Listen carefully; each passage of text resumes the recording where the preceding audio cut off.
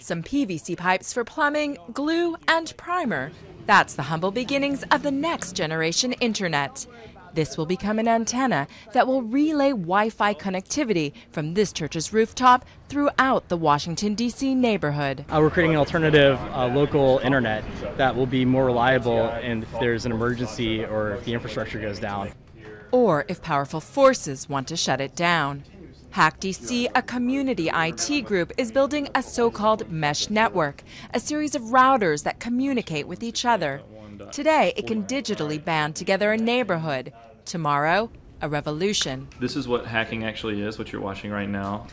What's powering their work is Commotion, an open source software to build networks that's still in its infancy. Woo!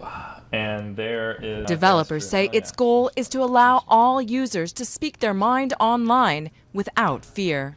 The security features that are going to be baked into Commotion, the anonymization, the encryption, and all of that stuff, that's a very important part of what Commotion is because it's about helping people to communicate in the way that they choose without being monitored or without having what they say used against them. Kind of paleo DRM era. To the Online freedom is a priority not just for computer experts at this conference, but for the U.S. government too, which has its eye on heavily surveilled hotspots like China and Iran.